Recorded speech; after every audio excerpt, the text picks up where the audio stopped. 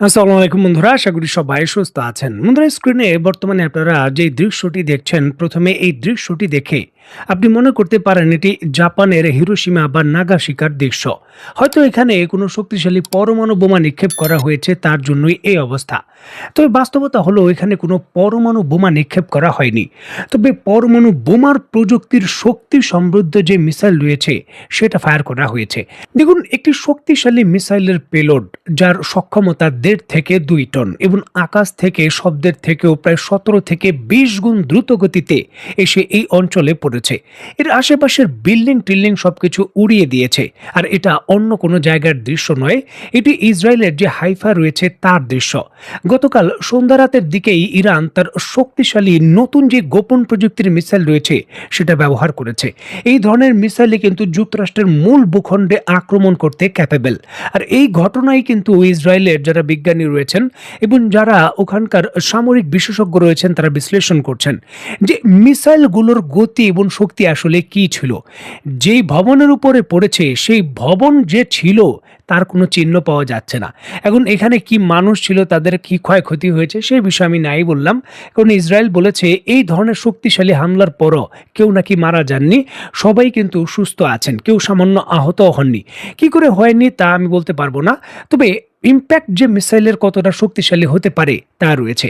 দেখুন, এই ধরনের মিসাইল ইরান ব্যবহার করবে এর আগেই পরিষ্কারভাবে তারা বার্তা দিয়েছিল। দেখুন, এই ইসরায়েল এবং ইরানের যুদ্ধ যখন শুরু হয়নি, গত মাসের ২০ তারিখের দিকেই ইরানি পার্লামেন্টে ইরানের যিনি এমপি রয়েছেন ঘোষণা দিয়েছিলেন ইরানের যে সিক্রেট ওয়েপেন রয়েছে বা গোপন অস্ত্র সেটা তৈরি হয়ে গেছে। যুক্তরাষ্ট্রের যে বিমানবাহী রণতরী বা তাদের অন্য কোনো প্রক্রিয়া আমরা ভয় পাই না, যে কোনো মুহূর্তে আমরা আমাদের গোপন অস্ত্র ব্যবহার করব এমন ঘোষণা দেওয়া হয়েছিল।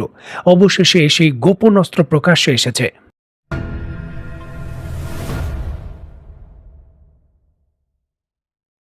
স্ক্রিনে বর্তমানে আকাশে যে বস্তুটি উড়ন্ত অবস্থায় দেখছেন, প্রথমে আপনি মনে করতে পারেন এটি জেলিফিশ, আকাশে হয়তো জেলিফিশ উড়ছে।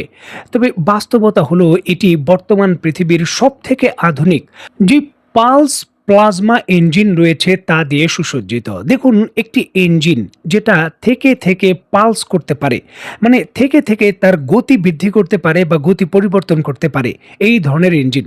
চিন্তা করুন, একটি মিসাইল শব্দের থেকেও আকাশে প্রায় ১৪ গুণ দ্রুত গতিতে ছুটছে। আর এমতো অবস্থায় সে তার দিক হঠাৎ পরিবর্তন করে ফেললো, হঠাৎ চলে গেল উপরের দিকে, আবার নিচের দিকে, আবার উপরের দিকে, হঠাৎ করে অনেকটা দিক পরিবর্তন করে ঘুরে এসে আক্রমণ করলো।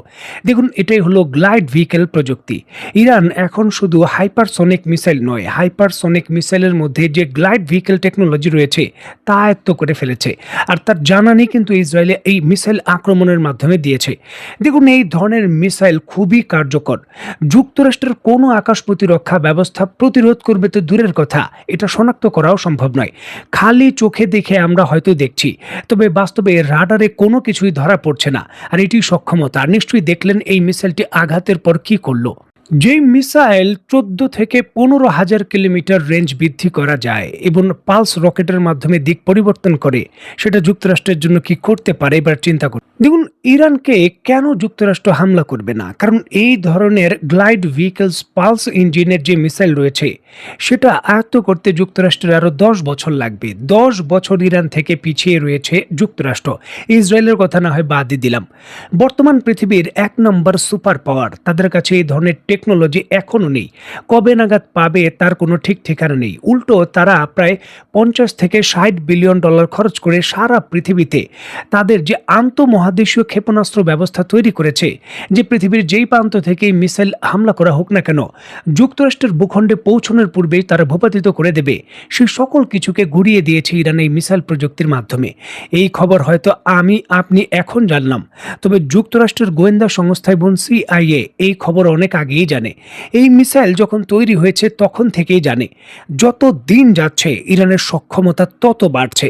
যুক্তরাষ্ট্রের জন্য এটা ছিল অনেকটা ডেডলাইনের মতো, যে এখনই হামলা করে যদি ক্ষতিগ্রস্ত না করতে পারি ইরানকে, বা রেজিম চেঞ্জের মাধ্যমে যদি ইরানের ক্ষমতা পরিবর্তন না করতে পারি, তাহলে তারা এমন পর্যায়ে পৌঁছে যাবে, ওই অঞ্চলের ভেতর অনেকটা প্রভাব বলয় এমন পর্যায়ে থাকবে যুক্তরাষ্ট্র প্রবেশ করতে পারবে না।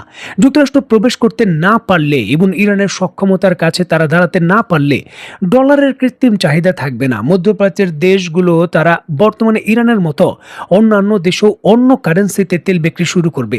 এবং যেমনটা আমরা বলি যে ইসরায়েলকে রক্ষা করার জন্য যুক্তরাষ্ট্র ইরানে হামলা করেছে, বাস্তবতা হলো যুক্তরাষ্ট্র নিজেকে রক্ষা করার জন্য হামলা করতে এসেছে।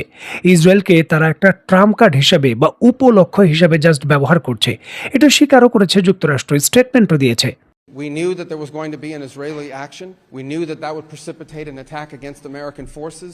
And we knew that if we didn't preemptively go after them before they launched those attacks, we would suffer higher casualties. We would not mind, we would not be heartbroken, and we hope that the Iranian people can overthrow this government and establish a new future for that country. We would love for that to be possible. But the objective of this mission is the destruction of their ballistic missile capabilities and of their naval capabilities.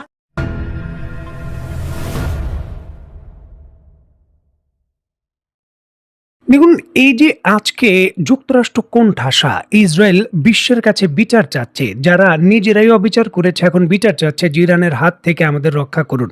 কিংবা আন্তর্জাতিকভাবেও কিন্তু এই ইরানের বিরুদ্ধে ইউরোপীয় দেশগুলো এখন এগিয়ে আসছে না যুক্তরাষ্ট্রের সঙ্গে সরাসরি মিলে আক্রমণ করতে, কারণ ইরানের সক্ষমতা প্রমাণ করে দিয়েছে যে তারা আসলে কি করতে পারে।